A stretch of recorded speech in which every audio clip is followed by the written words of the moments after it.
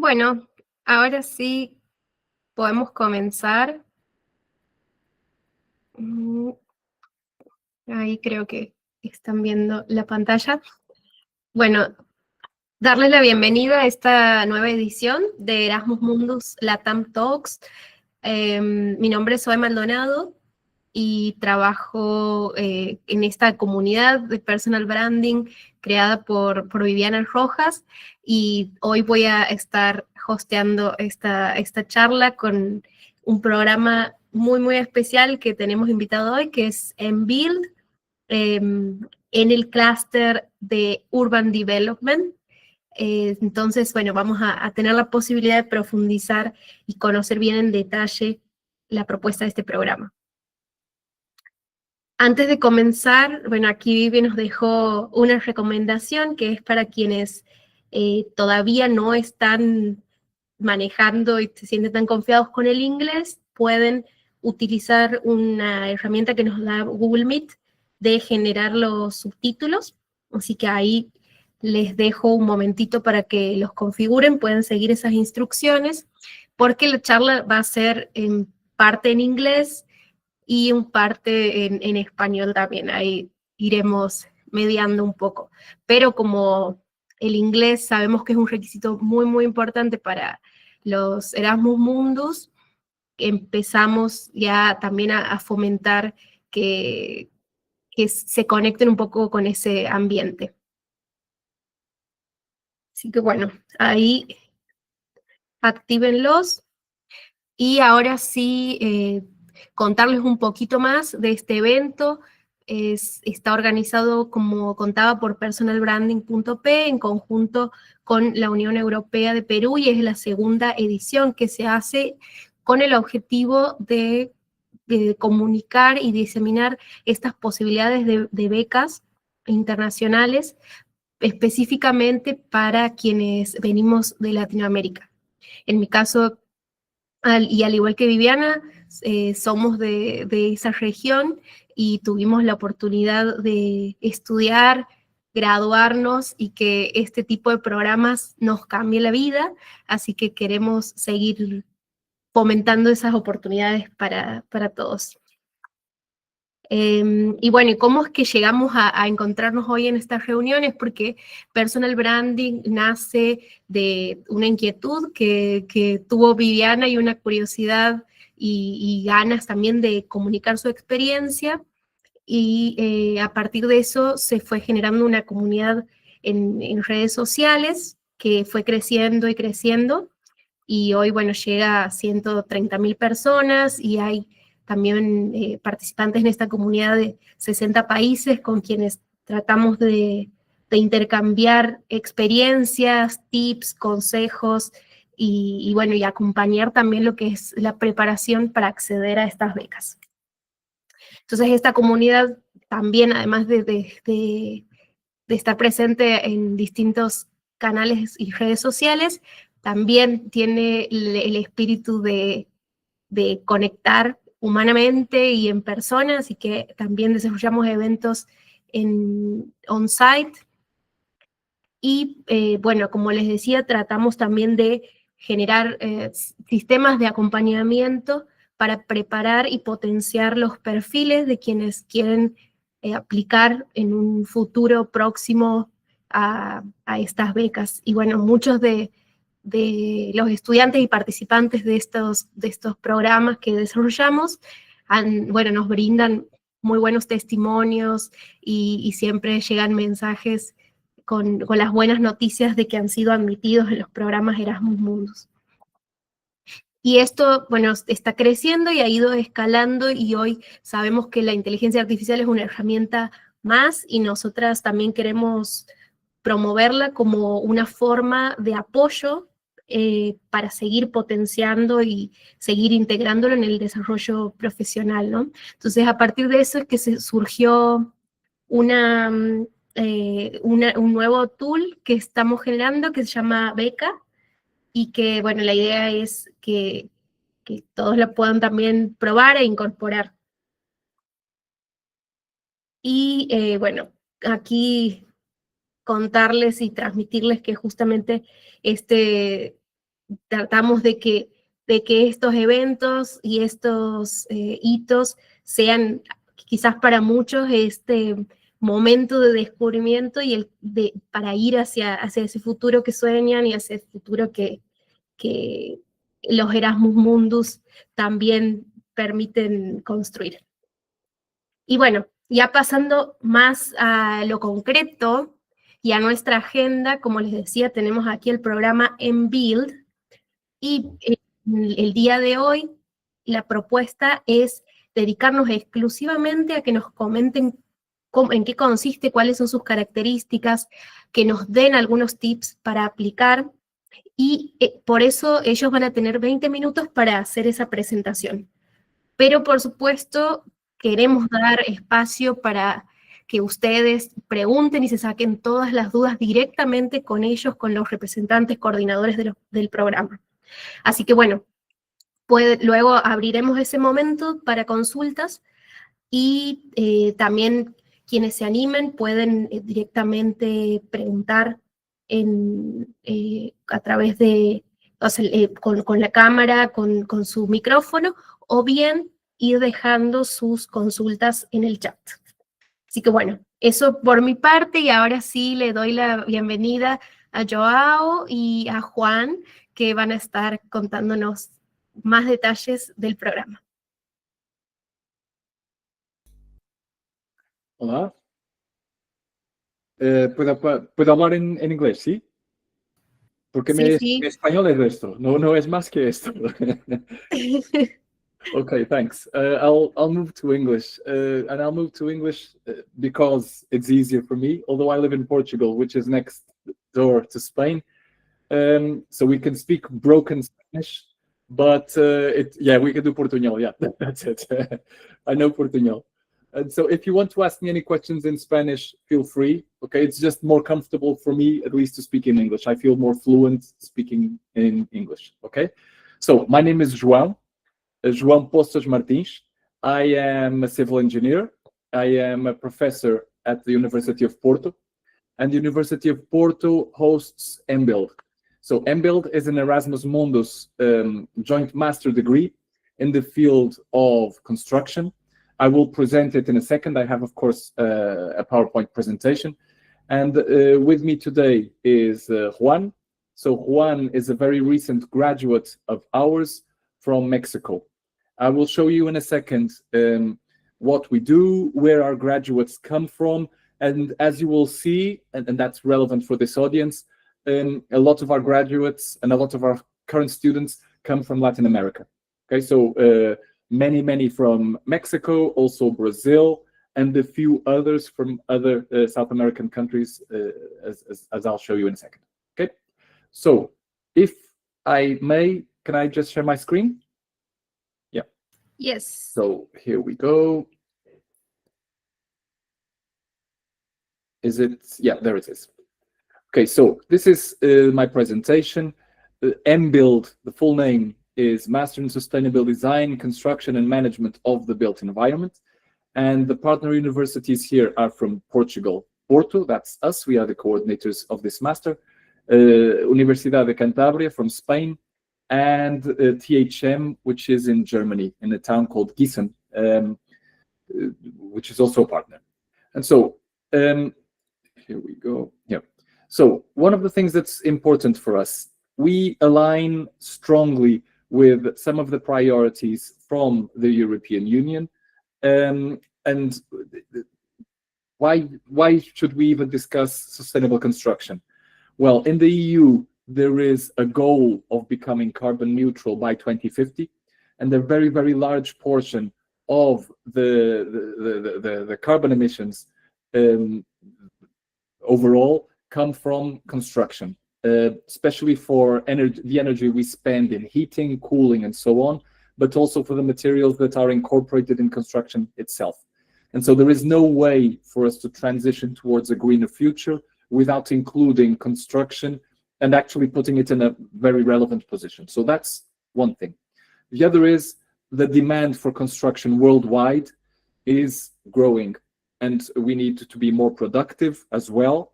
And that also means using new tools. So when we talk about twin transitions in MBUILD, we are talking about a digital transition and a green transition. So those two are the pillars of the twin transition, which is one of the, let's say, it's one of the goals, something that we follow closely in MBUILD. So this slide, I'm sorry, there are too many words here in this slide, but these are the main fields that we focus on. So we talk about sustainable strategy in general. Inside construction, there is the first phase, which is design. So we discuss sustainable design. And in this field, we talk a lot about digital tools. Those of you, I don't know if most of you are engineers or architects or similar, but those of you who are either civil engineers or architects have probably worked with BIM programs. And so we talk about BIM both from the theoretical point of view and also from the practical point of view. So that's in our program. We talk about the construction process itself, and we talk about management processes. So those are the main 4 pillars of the course. MBUILD is a new program. So this is only the 4th edition, currently started in September. This is the 4th edition of MBUILD. So Juan graduated from the 2nd edition. So it's quite a new program, but it has old roots. So we are based on the previous master program called the Master Course in European Construction Engineering, which started way back in 1991. Okay, actually, as I'll show you in a second, in the timeline, it even predates that slightly.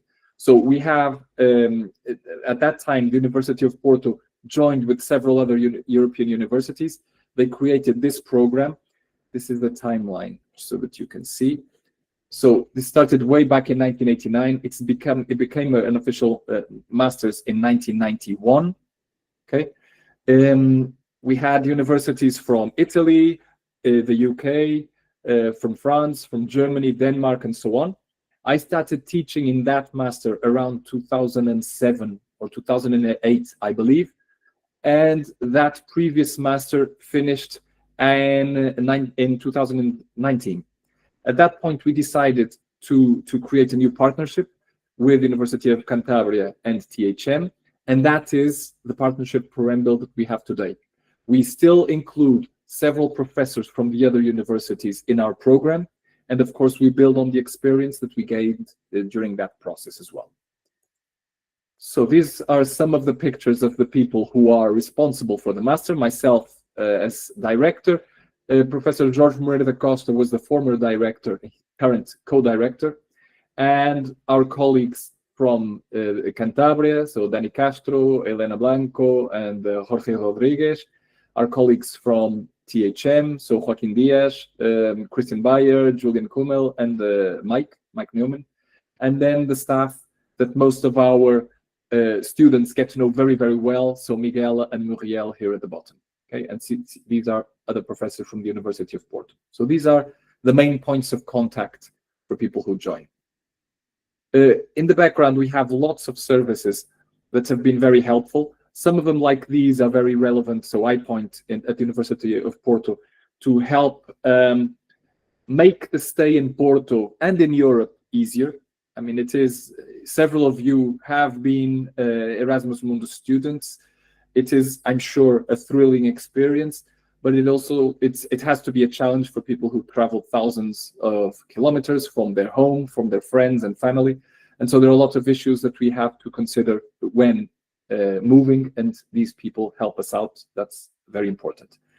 Also, among the services, several of our students have an entrepreneuring streak, and so several of them have started their own businesses after finishing, and the University of Porto in particular has services that support students who decide to develop this more entrepreneurial spirit or future. Okay,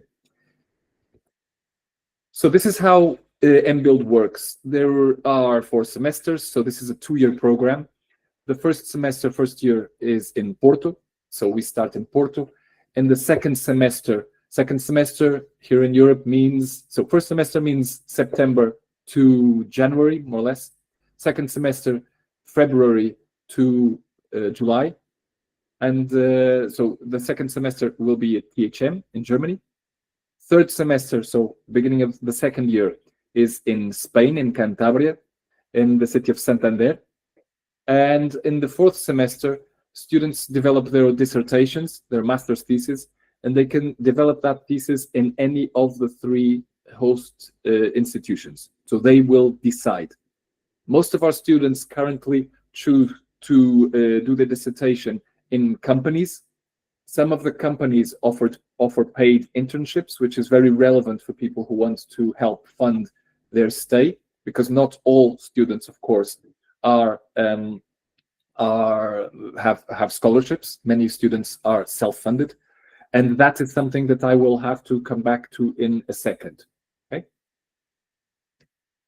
So this is just the modules. You can find all of this online, so I won't say this in detail.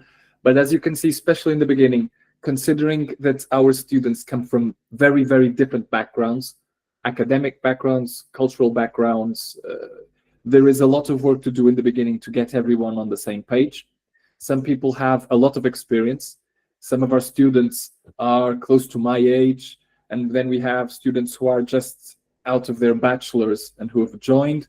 And so we have a wide variety of people joining in. But even people with a lot of experience, they often have to adjust to European terminology and so on. And so this first semester helps introduce some of that. We discuss a lot of the processes inside construction, the management processes, design processes, and so on. And then we move on to the topics that are more related to sustainability and digital construction further out during the program. So these are the names of the modules. And we collaborate with many different companies and institutions in each of these countries. So in this list, this is just a partial list. There are more names than the ones on this list. This was the early list, let's say. Nowadays, this has multiplied by 2 or 3.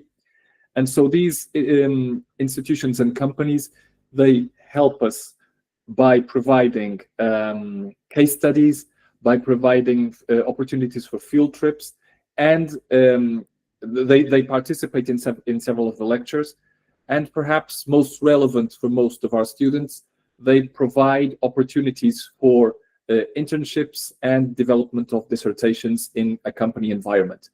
Okay, so as I said, many of our students move on to company environments. Several of these institutions are actually academic-based, like this 5D Institute in Germany, or Build Collab is quite academic, not 100%. So there are a mixture of company and academic partners in those institutions, but all of the others you see over here are industry partners from all countries. Okay. So that's a very, very quick presentation of the masters. And I imagine many of you are questioning, so your question is, how do I join? Okay, so I'll talk to you about the requirements, but first of all, let me just say something about the way the master program works. So when Erasmus Mundus is attributed to a set of partners, there is a time frame in which that master's is funded. Okay, during that period, students who come in can apply for scholarship, and that, in our case, that covered the 4 first editions of MBUILD. Okay, we are just beginning now the 4th. In other words, the next edition of MBUILD, so it's going to be the 5th edition, will be outside the scope of the first funding period.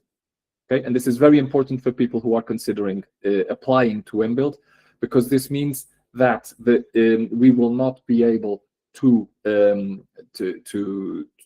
consider EU scholarships for MBUILD next year. So far, we've had other types of scholarships. So we've called them incentive scholarships this year. And so these are partial scholarships which cover tuition. Okay, the University of Porto is considering, and the other partners are considering reintroducing those this year. It's been a large success. I cannot provide details on the amount of those incentives scholarships for this year. So that is still something that has to be decided before we start the application period. But that is something that is very important to say. Okay, so this next edition of MBUILD will be outside the EU funding timeframe. We will reapply for funding, but that will not cover the fifth edition. So again, admission requirements, what you need to have. You need to have at least a bachelor degree in civil engineering, architecture, or related fields. And these are the related fields. So construction management, structural engineering, technical architecture. There are several names that are related to these two main fields of civil engineering and architecture. The minimum duration is 6 semesters for one of these bachelors. That's default for most European countries nowadays. But many of you, especially in Latin America, you have bachelors that are longer, okay, that are perhaps 5 years long or similar. Okay, so that would be a bachelor. If you have a master's degree as well, of course, that will give you extra points when we consider your application. Also, you are expected to be proficient in English. Our classes are in English. Your colleagues will be from all over the world, and so English is the standard language. So even though within the master you will find people who will speak your language, as a group, English is your language, or is our language when we talk in MBUILD. Okay, so these are the requirements, and you can find this information and the rest in our website, which is mbuild.eu, as you can see over there at the top. When we assess our candidates, and I'll show you in a second, we have quite a lot of candidates. We have to check their academic background. The academic background means grades, but it also means, and that's increasingly relevant, the institution that you have graduated from, or institutions plural if you have more than one degree. That is very relevant because we get candidates from, just about all countries in the world. I'll show you how many in a second, but sorting out this large volume of applications means that we have to consider not only grades, but also the reputation of the sending institution or the previous institutions the students are from. So we have a first assessment based on your academic merits. Second, for those, after this first assessment, we choose a cohort of students who will move on to a second stage. In the second stage, we check the applicant's professional experience, research experience. So people who have published scientific papers, for example, that is valuable. So that's something we consider in the second stage. And also other merits inside professional experience. So you can see that in this slide. Finally, we have interviews with the students who are selected from the previous stages, and that those interviews are the final step towards us choosing who can stay. Okay, we choose up to 30 students for each edition. So that's our top number. The weighting is here, so the academic background is still the most important part. The professional experience is over here, as you can see. So your CV, your previous research is measured particularly by publications and participation in research programs, if you have done so. Endorsement letters from people you've worked with in the past, and those are the most important. The other merits are motivation letters, your proficiency in English as measured by the tests you've taken, which are standard and they are requirements, the interview, and so on. Okay, when I said we had a lot of students, those are our numbers for applications in each of the 4 editions so far. So the first edition, we had to open up the master quite soon after the master was announced. And so we had very little time to promote the master, and it's the first year. And so we only had 141 applicants. So again, for a maximum of 15 scholarships, and so that was the number. The second year we had 850, so huge jump. The third year 1008, and this edition we had to choose from 1067 applicants. We had in total 28 people who we chose out of those 1067, 16 of whom are scholarship holders at the moment. So we have, it's just a map. So first edition, this is our, the map of where the students came from. Yep, so this was the first one. Then the second edition, we have the maps growing. This is the third edition. So as you can see from South America and Central America, we already have a lot of applications. And this year, this is the total so far. So Juan, who is our representative here today from Mexico, is one of many Mexican students who have become scholarship holders and self-funded students as well. That's actually the main country in MBUILD for the 4 combined editions. We have currently 6 Mexican students in our 4th edition, so quite a lot. We always have Brazilian students come over, and this time we have someone also from Argentina.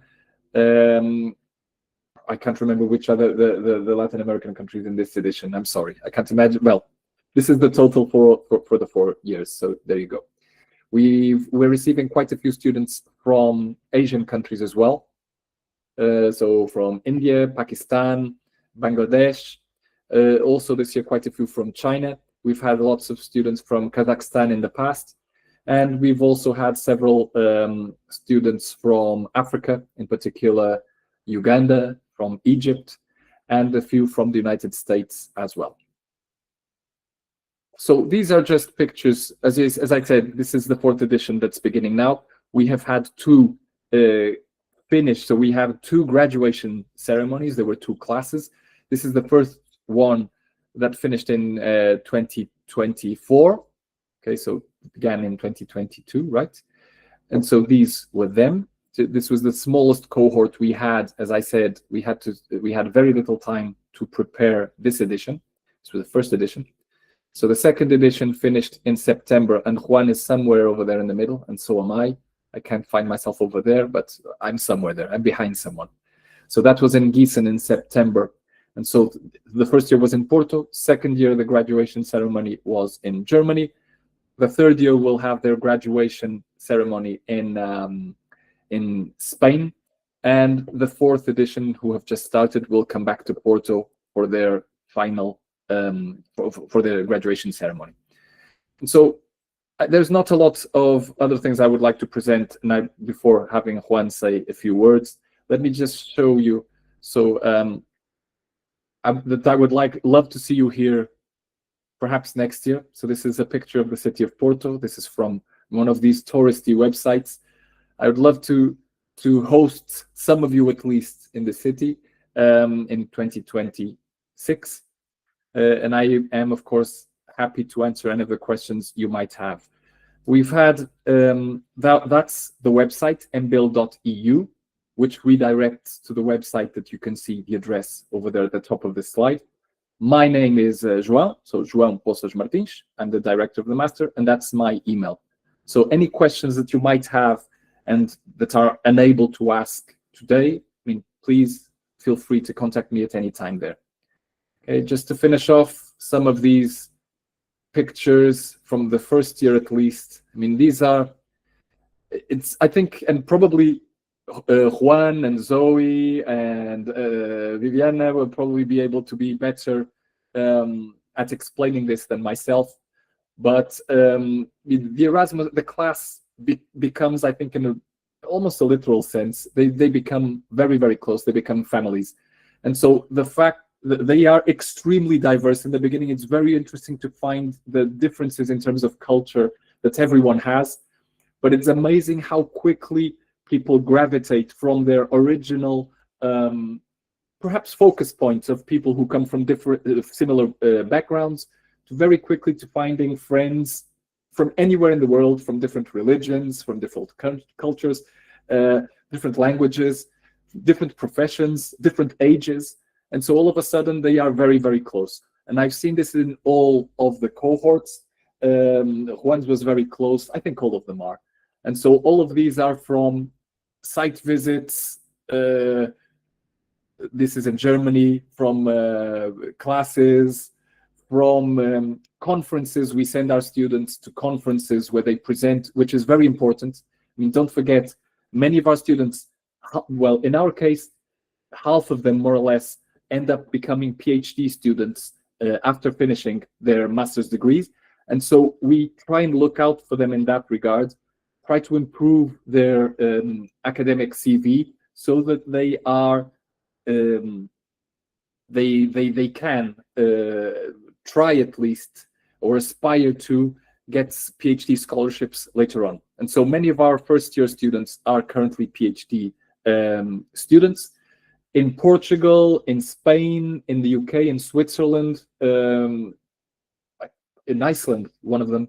And so we have students all over the place who are moving on. And that's why, one of the reasons why having people go to conferences and present articles in conferences is important for us. Okay, so Juan, I think it's best for you to pick things up from here. Okay, this is from our first year students, which our colleague Jaime, who is teaching, who's this bearded gentleman somewhere in the middle of this picture, he's currently part of the teaching team for MBUILD as we speak. So we are already incorporating previous students in our teaching team. Okay, so Juan, please go ahead. Yes. Do you hear me?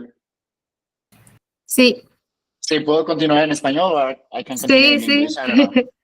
Vale, más que nada, en sí es compartir mi experiencia, es compartir dónde estoy o no sé realmente el approach. ¿Cuál? No hay ningún guión, vos puedes contar lo más relevante y la idea es que justamente Vale. contar con esta experiencia y tu perspectiva. Sí, yo diría, cuéntanos primero de ti, de dónde Sí. eres, preséntate, tus motivaciones, ¿verdad? Cómo se llegaste al programa, a tu historia, y luego de tu experiencia. Perdón, mi hijo está gritando. Sí. Ya. Continuamos. Sí, dale. Previo al MBUILD, yo ya tenía otra maestría que había hecho en Barcelona, en diseño en madera maciza industrializada, y previo a eso había estado dando clases en una escuela en el norte de México. En ese momento coincide con la pandemia y tengo la oportunidad de irme a Estados Unidos, que es donde me encuentro ahora.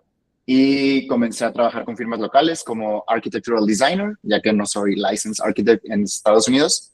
En México ya tenía una trayectoria de 5 años como contratista, casas, negocio, edificios de pequeña, mediana escala, naves industriales. Entonces se pueden dar cuenta que igual soy de los que llegaron ya, de los más grandes en edad al programa, y es lo que compartía el profesor Joao. Hay desde personas más jóvenes, en mi cohort había un rango, un gap como de los más jóvenes que tenían apenas un par de años que habían egresado, con gente que ya habíamos estado en la industria y habíamos tenido la oportunidad de estudiar, entre 10 a 12 años. Y otra parte que se olvidó mencionar es de que el porcentaje está equilibrado, al menos en mi cohort.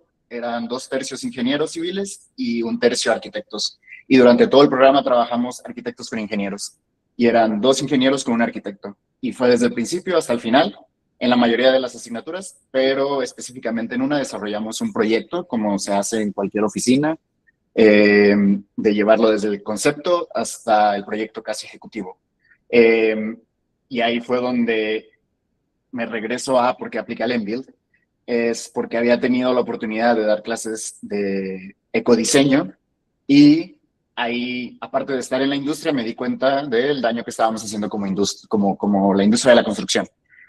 Hago este máster en Barcelona de madera maciza industrializada, pero había algo que me decía que me hacía falta algo, porque es de estos másters que ofrece la Politécnica de Cataluña, que nomás son como de un año, y dije, necesito algo más. Aplico, y viendo los rangos de edades, dije, no voy a quedar, no me van a aceptar, y quedé, y fui uno de los seleccionados con beca. Me siento súper afortunado de haber tenido la oportunidad.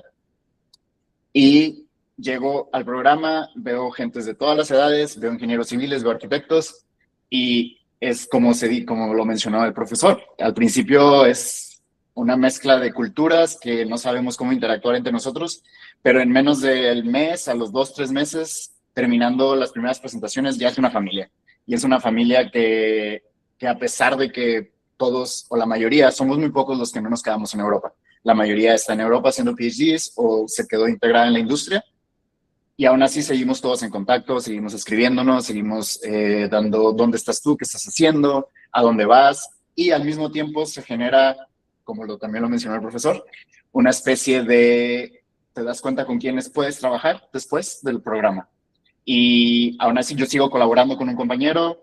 Por medio del programa también tuve la oportunidad de aprovechar. Yo regresé a hacer mi último semestre a Portugal.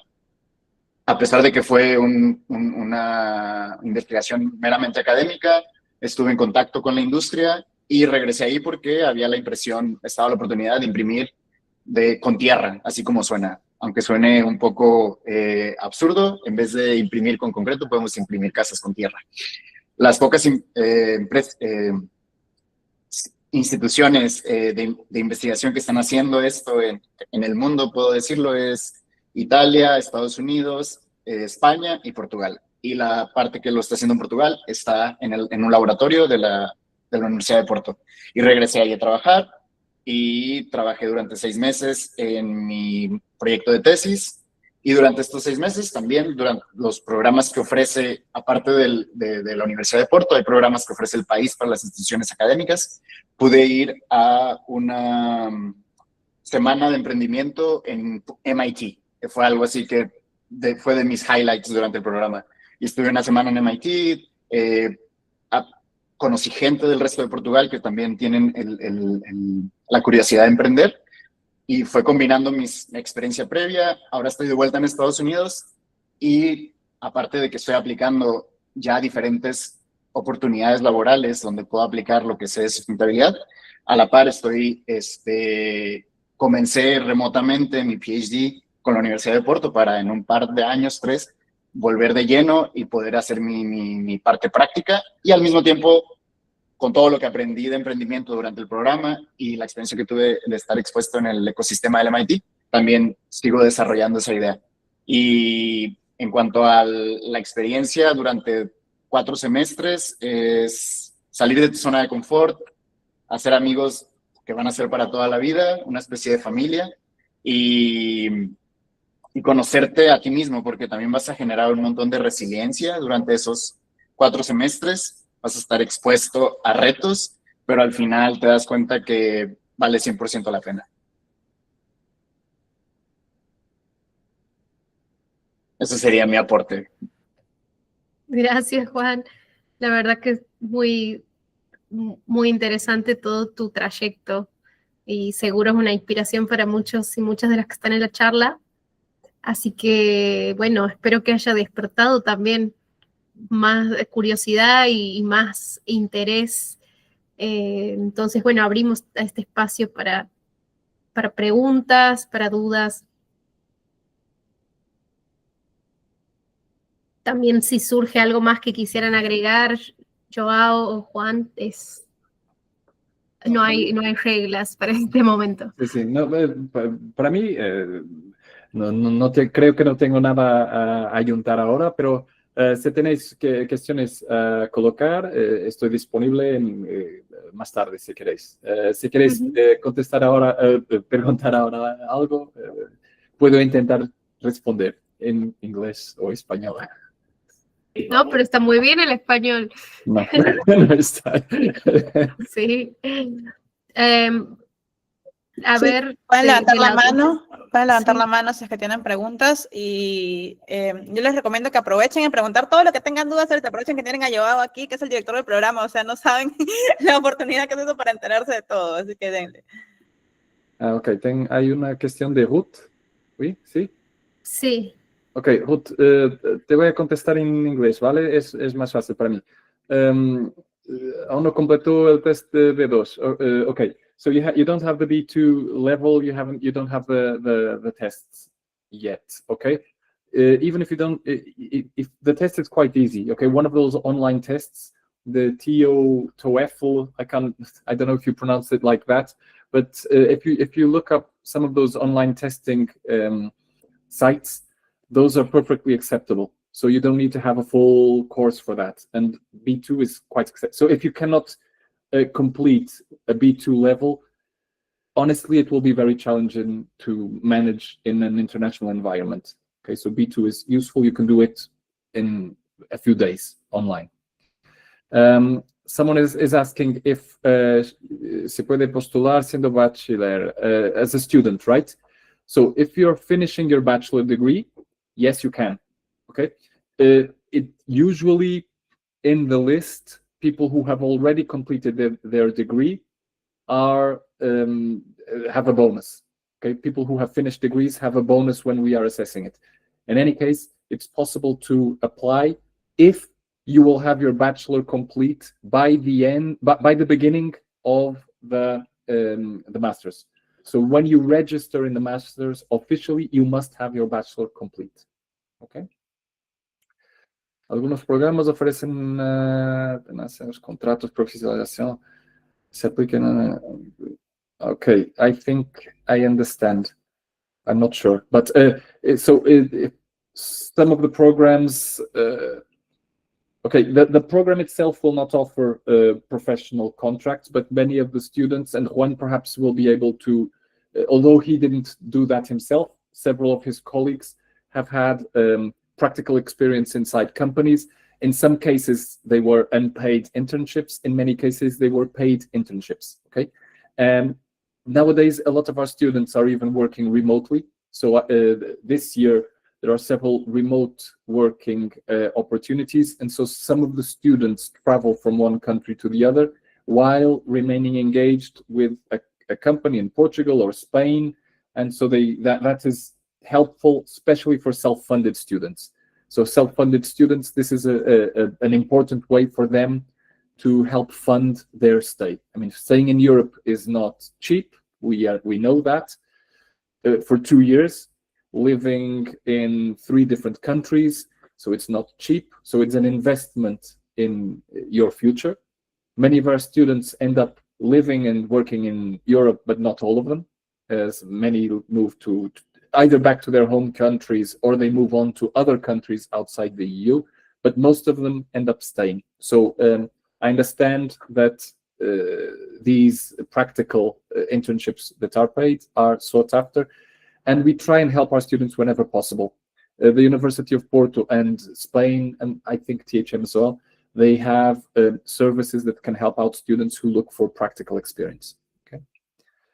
Can I take any tests? Ruth was asking. If you look up, Ruth, if you look at our website, you have a list of tests that are accepted. Actually, in I will share, Zoe. I think I can share my presentation later with everyone, can't I? Yes. Okay, so later on I'll send my presentation, and Zoe can perhaps make it available. I'm not sure how you do it, but she'll make it available. But if you go, it says in the presentation, but also if you look online to our website, you will see examples of tests that we accept for that. Okay. What is the most important quality you look for in a student who is applying? Great question. And also, could you please explain again if the program is going to be open for the Erasmus scholarships for next year? So for the edition that is beginning in 2026, that edition will almost certainly not have scholarships. We are counting that it will not, because we will reapply for funding in February, but it is, I would say, almost impossible for that funding to be decided until the beginning of the school year. And what the EU rules say is either a program or either a study period is, sorry, Mariana. Either the study period is fully funded by the EU or it isn't at all. So in these cases, what we are going for is to improve even more the relationship with the companies who can provide paid scholarships. So we have several already going on for the students for this year, and we hope it will be even better next year. As for what is the most important, quality. I will say, so the criteria, the official criteria, you saw what it is. In practice, we end up having people who are excellent in different ways. So we have students who are academically excellent. What does that mean? They have very good grades from very good universities. So we have some students who are in that cohort. Okay, so we currently have students from, if you look at the QS ranking system or the Times ranking system, we have students who are from top 10 universities worldwide. Not many from top 10, but we have a lot from top 100. I think one is top 100 currently in QS at least. That's very important, and they are good students to begin with. So we have some of those.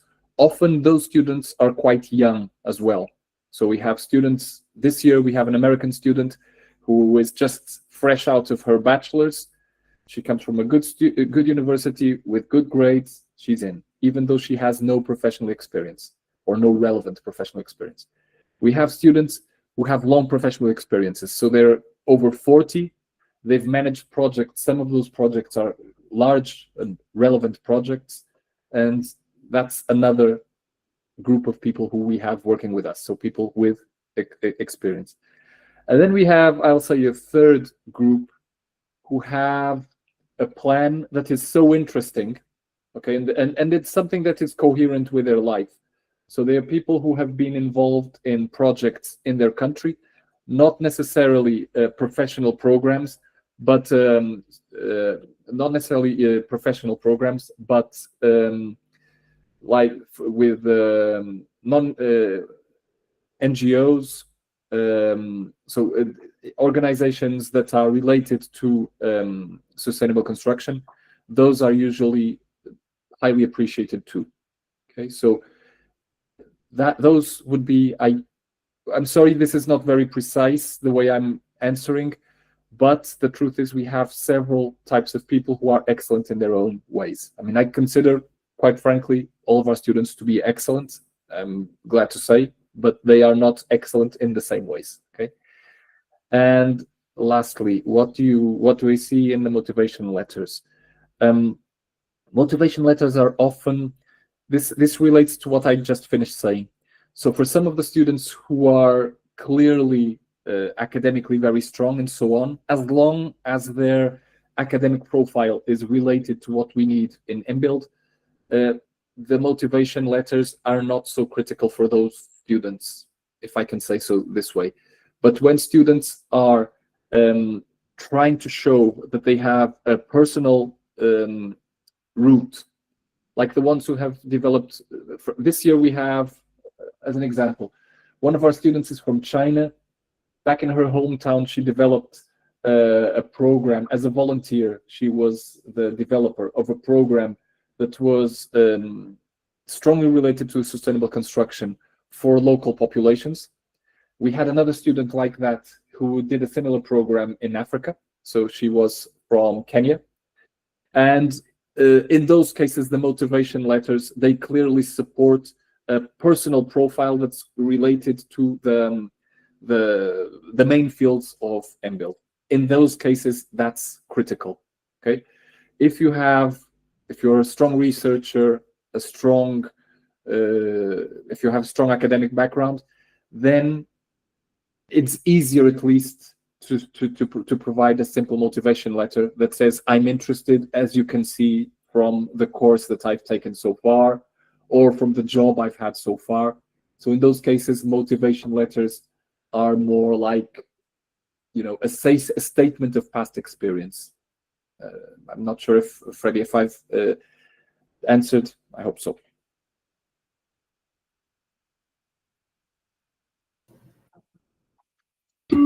I think the summary is that the motivation should show motivation, not only like Yes, real motivation, right? I'm Intrinsic trying, motivation. I was trying to avoid that. Yeah, but yes. Yes, I mean, it's easy to understand once you feel a motivation for something, right? What you know what it is. So it's basically to show how you have applied your motivation beyond only academics or beyond only the specific things that are kind of an obligation to do. Maybe that's how you stand out. No. Yeah, Vivian, if I may, I mean, to build up on that, just so that I can avoid Viviana's very correct criticism of say motivation. Just to avoid that, I will give you a more specific example. Yes. It's very concrete for people who are from a civil engineering background. This will be quite obvious. Those of you who are not, perhaps it won't be, but I'm expecting many of you are. So a lot of our students have backgrounds, say, in structural engineering, and so they apply for 10 different masters, and they apply in the same way. And so that's very common. We get letters which are very obviously the same letter for people who apply. They go to the Erasmus Mundus catalog, they see, I don't know, 5 or 10 masters that might be able to suit them, and they send the same letter to everyone. Usually in that case, they will stress the wrong kind of qualities. So we are not a structural engineering masters. We have people who have strong structural engineering backgrounds, but that's not the point of our masters.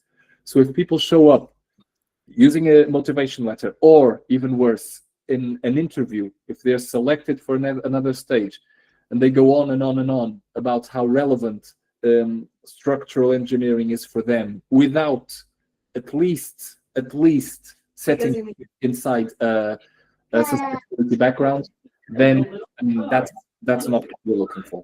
So we have rejected quite a few candidates that looked perfect on paper before we saw their motivation letter, and even worse, their interviews. So that can happen.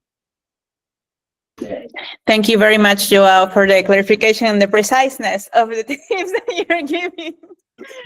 Vaya, okay, thank you very much. Do we have any more questions? ¿Tenemos más preguntas?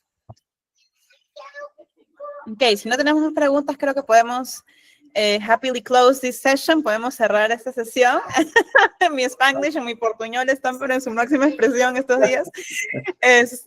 Bueno, nada, muchas gracias, Zoe, por la moderación. Muchas gracias, Joao y Juan, por el tiempo, por compartir todos estos insights del programa, que es un súper programa también, súper interesante. Y nada, de repente pueden dejar sus contactos de LinkedIn cuando tú ya has pasado tu email, me parece, o sea, has mostrado tu email, entonces eso está bien. Pero igual, que sepan que, bueno, si tienen alguna duda adicional, pueden escribirles al mail que ha compartido Joao y al mail del programa, ¿vale? Por el momento, bueno, eso es todo por hoy. Los invitamos pues a seguirnos en personalbranding.pe, que se vienen cositas bien interesantes. Hoy yo les adelanto algunas cosas. Y esta grabación va a estar subida en nuestro canal de YouTube.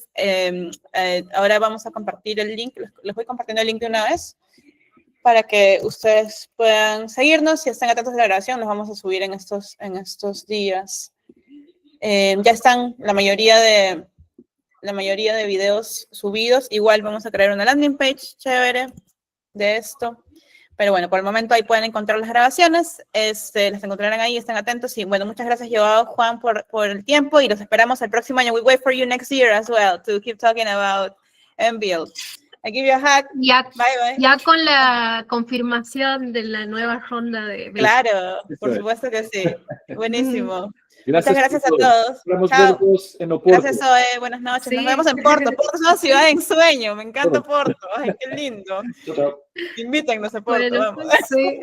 Ya podemos empezar con los on-site también. Vamos a hacer, claro, podemos ir a hacer on-site. contenido en Porto. Ustedes me dicen y yo ahí estoy feliz comiendo, tomando vino al frente del canal y comiendo empanadas de bacalao. Me encanta. Sí. Ya, abrazos, chao. Nos vemos. Buenas noches. Chao, chao.